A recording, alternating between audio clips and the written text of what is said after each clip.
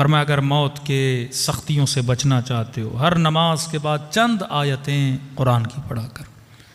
دوسرا معصوم فرماتے ہیں بالاخص ماہ رجب میں اگر موت کی سختیوں سے بچنا چاہتے ہو چند روزے ماہ رجب کے رکھ لیا کرو۔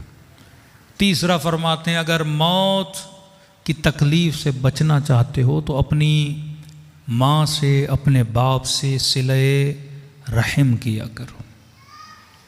کسی نے کہا مولانا شرم آتی ہے ماں کے ہاتھ کو بوسہ دیتے ہوئے، تو یہ جملہ یاد کرو معصوم کا، فرماتے جب گناہ کرتے ہوئے شرم نہیں آئی، نیکیاں کرتے ہوئے کیسی شرم؟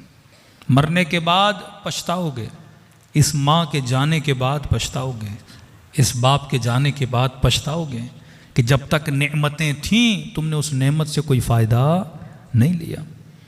رسول جوان کے سرانے پہ بیٹھے نا، سنایا شاید، کہ تلقین پڑھ، لیکن نہیں پڑھ رہا تھا، کہ کلمہ پڑھ، گویا زبانوں پر کسی نے سی دیا اس کی زبان کو کہ ایک جملہ اس کی زبان سے نہیں نکل رہا۔ نبی نے اس کمرے میں نگاہ ڈالی خاتون پہ، کہ آپ کا کیا رشتہ اس جوان سے؟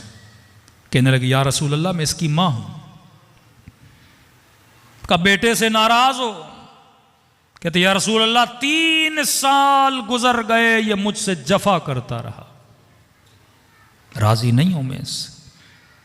فرمایا ماں یہ وقت نہیں ہے ناراضگی کا، میں نبی کہہ رہا ہوں کلمہ پڑھ، نہیں پڑھ پا رہا کیونکہ تو ماں اس سے ناراض ہے، کہ اب راضی ہو جا اس سے تاکہ یہ کلمہ پڑھ لے۔ ماں نے کہا رسول تیری رضا کے لیے، خدا کی رضا کے لیے میں نے اس سے رضامندی ظاہر کی۔ یہاں کہنا تھا اس جوان کی زبان کھلی اور کہا اشہد ان لا الہ الا اللہ۔ یہ نعمتیں گھروں میں ہیں جن سے ہم فائدہ نہیں لیتے۔ بندہ بہت دور کی سوچتا ہے، عمرہ کر لوں، امام حسین کی زیارت کر لوں، ارے یہ زیارتیں تیرے گھر میں ہیں، یہ نعمتیں تیرے گھر میں ہیں، کیوں فائدہ نہیں لیتا؟ اتنی دور کا کیوں سوچتا ہے؟ یہ توفیق حاصل کرے گا تو بڑی توفیق ملے گی۔ تمنا ہے کہ امام زمانہ کے ہاتھوں کو بوسا دوں، تو پہلے ماں کے ہاتھ کو تو بوسا دے، پھر باپ کے ہاتھ کو تو بوسا دے، پھر اس شفیق باپ کا ہاتھ تجھے نصیب ہوگا جس کی تو تمنا کر رہا ہے۔ کہ کعبے کو دیکھنا عبادت، عالم کو دیکھنا عبادت، ماں باپ کو دیکھنا عبادت ہے۔ کتنے لمحے ہماری نسلیں یہ عبادت حاصل کرتی ہیں، کتنے گھنٹے تو موبائل دیکھتا ہے، ٹی وی دیکھتا ہے، آدھا گھنٹہ ماں کو دیکھ لے، 1 گھنٹہ ماں باپ کو دیکھ لے۔ گھر بندہ مسجد بنا سکتا ہے، عبادت بنا سکتا ہے، گھر کو زیارت گاہ بنا سکتا ہے۔ یہ ساری نعمتیں ہمارے ارد گرد گھوم رہی ہیں، لیکن ہم ان نعمتوں سے محروم ہیں۔ خدا سخی بھی ہے، خدا کریم بھی ہے۔ سخی مانگنے پہ دیتا ہے، کریم نہ مانگنے پر بھی عطا کرتا ہے۔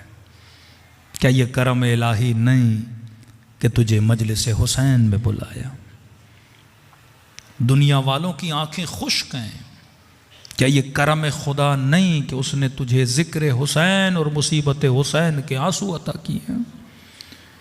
واللہ اگر دنیا میں 100 انسان ہو، ان 100 انسانوں میں اگر 5 کے دل نرم ہیں، وہ اہل بیت کے چاہنے والے ہیں، کیونکہ دلوں کی نرمی کا سبب آنسو ہیں۔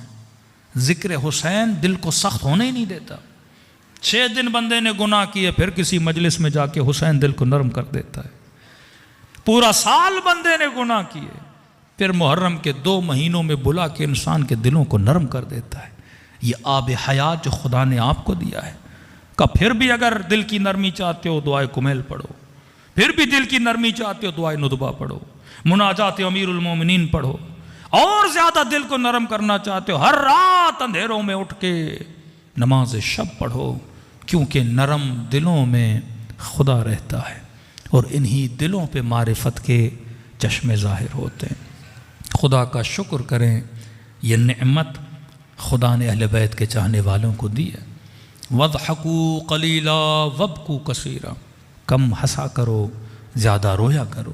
زیادہ ہنسنا، قہقہے لگانا دل کی سختی کا باعث ہے، لیکن گریہ کرنا دل کی نرمی کا باعث ہے۔ چہرے پہ تبسم کا ہونا بھی عبادت ہے، چہروں کا مرجھایا ہوا ہونا بھی بری بات ہے۔